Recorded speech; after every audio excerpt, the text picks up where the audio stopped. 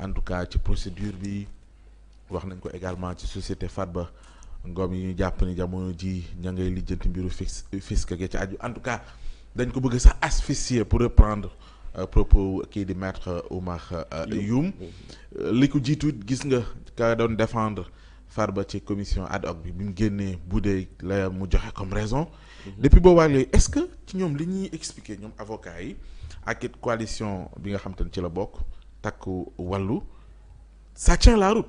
gis nga ci ay éléments d'appréciation yu lay may nga ne leen. fii de am nañ ci dëgg. xam nga un avocat. oui il ne viendra jamais dire que mon client a tort. nañ waxante dëgg rek. oui un avocat il présentera toujours la situation au meilleur de son client kenn mënu ko bañal loolu. les avocats cherchent à défendre leur client c'est normal ñu waxee noonu. maintenant ndax dañoo yónnee fisc ci kaw Farba mais Farba c'est un justiciable et un contribuable. waaw bu amee entreprise te entreprise yi fayul impôt dañ koy laaj ñu fay impôt loolu amul problème maintenant avant loolu d'autres avocats avaient dit nous n'avons pas accès au dossier. mais dossier mënagul am parce que inculpation amagul. dossier mënagul am parce que inculpation amagul. te yow gënoo leen ko xam kon. mais non mais li ñuy def nii lan la moo tax ma ne la ils essaient de présenter la chose au meilleur de leurs candidats de leurs clients loolu kenn du leen ko bañal parce que quelque part ce dossier mënoo ci génnee politique. mënoo ko ci génnee y a une dose de politique dedans nee naa la sànq procureur moo dugal boppam bu fekkonte ne communiqué woon na par exemple si le procureur avait communiqué sur tous les dossiers qu'il est en train de traiter avant de faire un communiqué sur le cas Farba. Oui. Moi je trouverais que c'est tout à fait normal mais da nga gis ni communiqué Farba moo jiitu communication procureur day mel ni boobaa procureur est dans une communication de rattrapage. yaa ngi gis léegi après ñoom avocats yi ñu ne jotuñu dossier mais mënugoo leen jot dossier parce que balaa ñoo jot dossier ñu inculper nit. bu ñu inculper wul nit kenn dossier amul mais pour ñu inculper nit ku mel ni Farba il faut ñu lever son immunité parlementaire. donc jusque là y a pas de problème. maintenant tey jii nii man lenn laa xaw a d'accord ak kii waroon layool Farba à l'Assemblée muy maître Aïssata Tall Sall. parce que quand je le compare à ce qui a été fait sur le dossier Ousmane Sonko. ndaxte Aïssata Tall Sall moom dem na ci commission ad hoc bi pour représenter Farba mu bind président commission bi ne ko damaa bëgg ngeen jox ñu dossier bi. président bi tontu ko jox ko ay lettres de transmission mu ñëw mooy leen ana dossier mooy leen dossier ñooñu ne ko dossier bi nii la toll.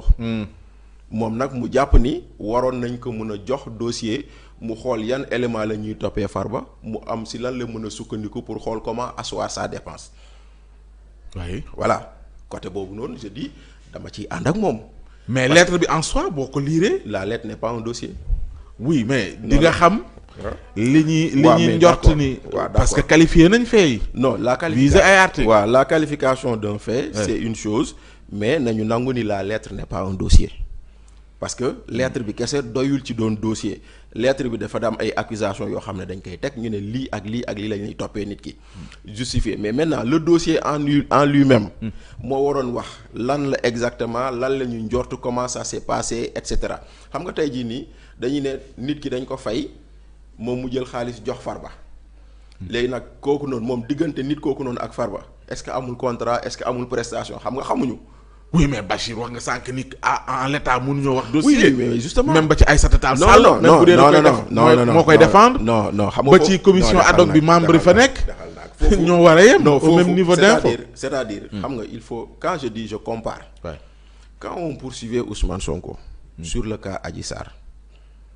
le procureur a transmis un dossier complet au ministre de la Justice.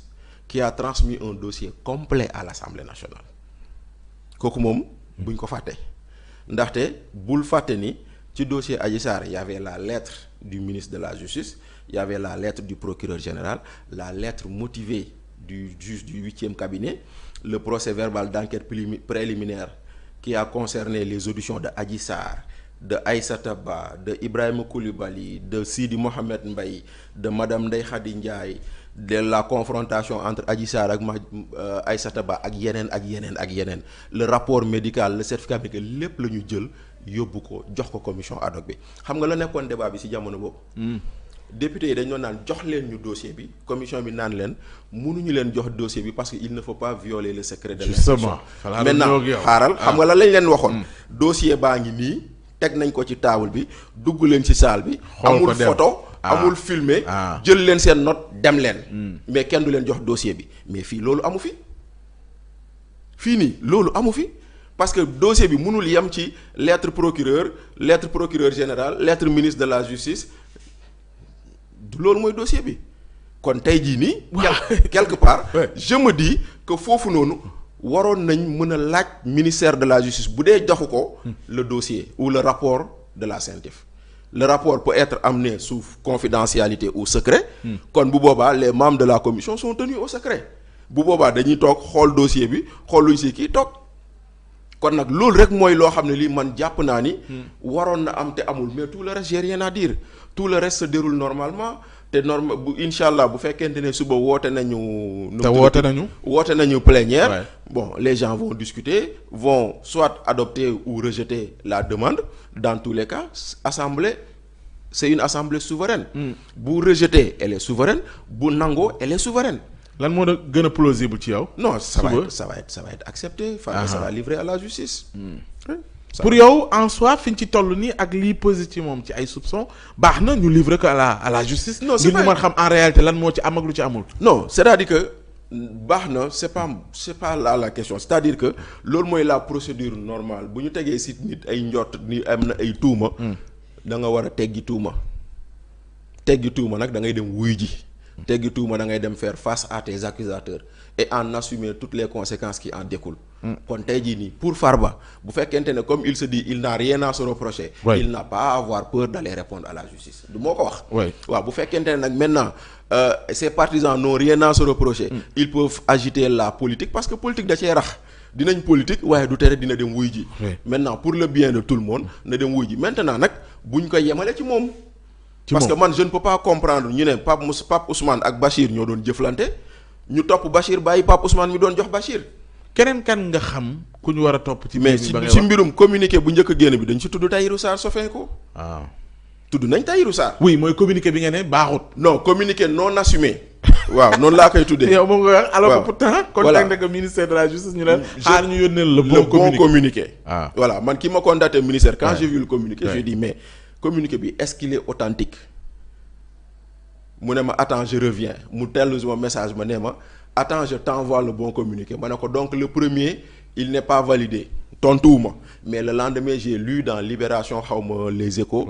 Comme quoi que c'était un brouillon qui a fuité donc le premier brouillon qui a fuité nous a parlé de Tahirou Sarr kon nag maintenant moi aujourd'hui si on me poursuit pour blanchiment ki ma jox xaalis bi on doit le poursuivre.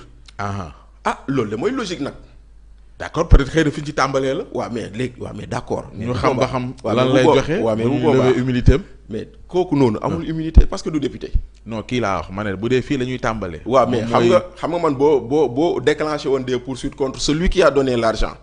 je me dirais kon nag voilà mais on ne déclenche pas de poursuite contre celui qui a donné l'argent. Celui qui a reçu l'argent c'est un député on doit lever son immunité d'accord na mais dans pareil cas c'est tout le monde qu'on doit poursuivre. D'accord donc est-ce que moo tax man je m'attends à ce que loolu. yaa ngi wax sànq ni la communication exercice bu difficile la. ci ñi nga xam te ne ñoo nekk ci wàllu yoon. Barki Dembo Ndiaye aussi ci en tout cas avocat wu kii di Farba Ngom bi ñu njëkkee addu maître Baboucar Cissé. am na ñu relever benn partie ci communication bi ñu jàpp ni lapsus la qui en dit long. est-ce que yooyu loolu nga jàpp ci bi muy wax naan en tout cas ku topp.